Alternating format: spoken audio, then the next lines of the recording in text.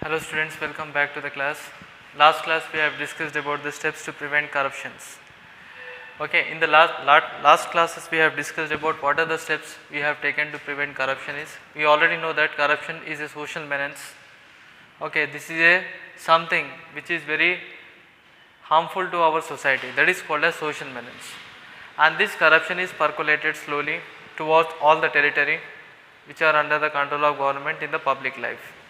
So these corruption practices are going and these corruption practices are very dangerous for the society. These are very harmful to the society, which is spreading slowly and which is spreading slowly in the all the territories throughout in public life. The main causes of root of the corruptions we have seen that one is called greediness as well as selfish. Whenever these two things will perish, when these two things will perish, then the corruptions also will be perish. Because of these two things are supporting the corruptions, and that's why the corruptions are developing in the social life.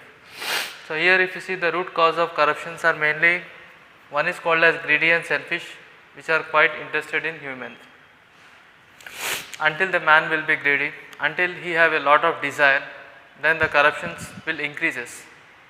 If he wanted the corruption should be very less, then these two things should be disappeared. One is called as greediness and selfishness. Whenever there will be no greedy and whenever there will be no selfish nature, then corruption practices can automatically will decrease.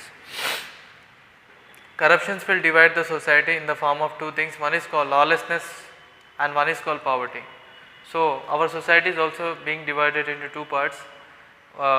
In one society where we can find there is no law, so lawlessness society, with the society which have no proper law, and one the society where mainly divided because of poverty, poorness. Corruption should be needed. The corruption should be rooted out, okay, and that should be completely rooted out from the life of the people. And how? What are the suggestions which we can able to suggest? The first important suggestion is, here the people himself should be avoid all type of temptations like greediness, okay, selfish nature, etc. Whenever the people are avoiding all this nature, then certain amount of corruptions can be controlled. But throughout, if you wanted to control the corruption, the better way is the government have to implement the technology in the administrations. When the government is implementing the proper technology, corruptions fully will be under the control. Okay, this is one point. Second thing is, third important thing, media, children.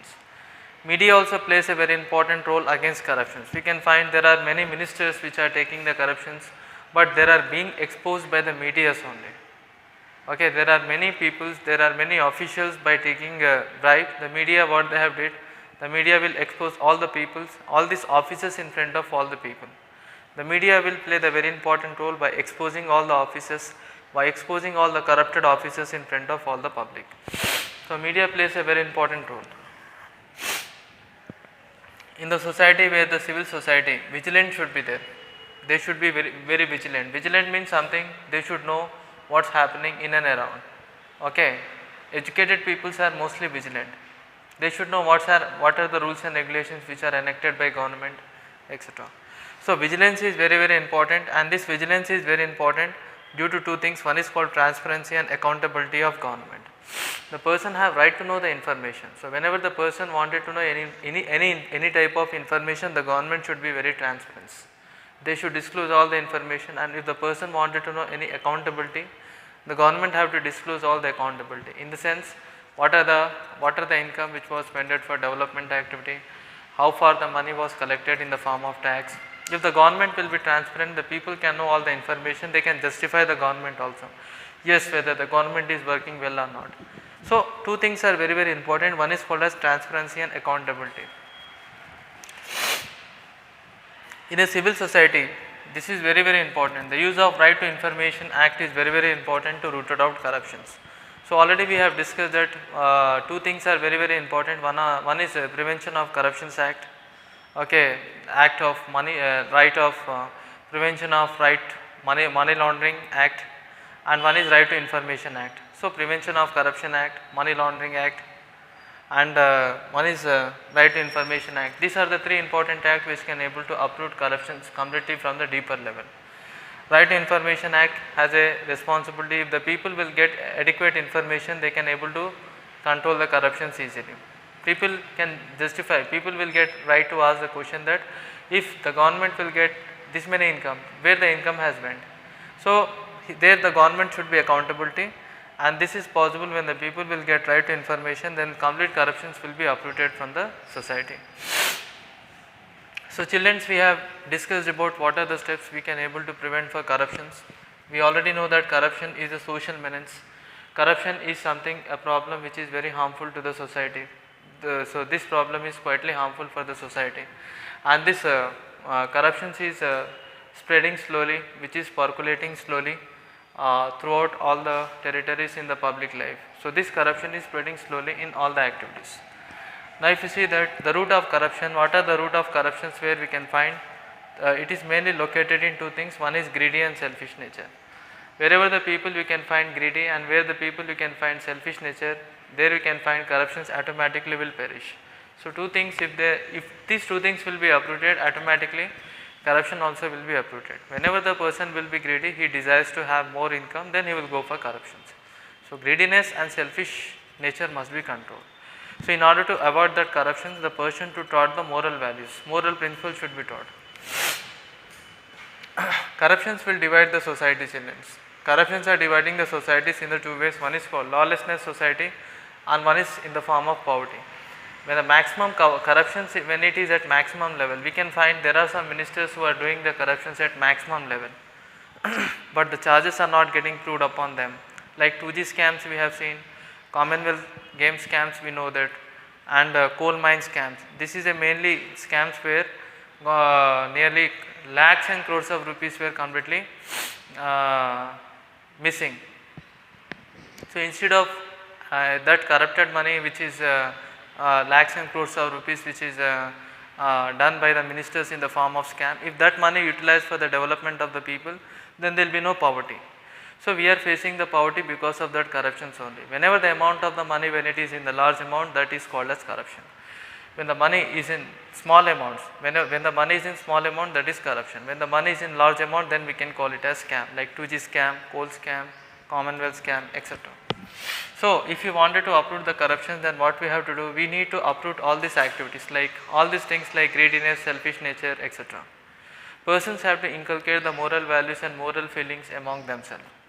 And if you wanted to avoid the corruption, first of all we have to avoid all this form of disadvantage, evil temptations like selfish nature, okay, and greediness, etc. Second thing is, in order to avoid all the corruption, the government have to introduce the technology in the administration, because when the government will introduce technology, then what will happen? First of all, the work will be done very fast and corruptions automatically will be under control. Nowadays if you see the maximum areas in the maximum field, technology was getting replaced, and there is a question of getting artificial intelligence. At one stage this is good also. The advantage of this is technology is corruptions can be controlled at maximum level, because when all the machines will be replaced by man, when there will be no man, then no such desires will be there, like evil desires like selfish natures, etc. And when all the machines will be operated, then what will happen? They will work, okay, in a selfless nature, and corruptions automatically will be avoided. The first and the better way is technology, using of technology. I already said you, when nowadays the government, what they are doing, government directly releasing funds. Before, when the government used to release funds, so they used to pass in the different stages. The funds used to pass in different stages, different hands, and at last when the funds are reaching to the poor people, it is very less. Here the government is releasing 1 rupee, but as soon as when it is reaching to the poor person, it is nearly 25 paisa or 5 paisa. Why? Because all the mediators are taking away all the income. But now, due to some bank accounts, okay, due to some quick bank accounts, the funds are directly transported to the accounts. So by using the technology, at certain extents we have control all the corruptions. We can, now the government can transfer to the beneficiary, scholarship can be transferred easily, funds can be transferred, pensions can be transferred easily. So technology is the only one source where we can able to avoid certain amount of corruptions. Maximum, and media plays a very important role against corruptions. Children, these medias day and night they will work regarding corruption. So wherever they are finding the ministers which are corrupt, to expose the ministers, they played a very important role, media. So whoever the corrupted officers, the media plays very important role, they will expose all the ministers in front of all the people. So sometimes the media plays very important role. Now the society should be very civil. In that society, educated society should be very transparent. Civil society, when they are very transparent, civil society is also responsible to control corruption, because they will ask questions. Whenever the civilians are educated, then they will ask questions.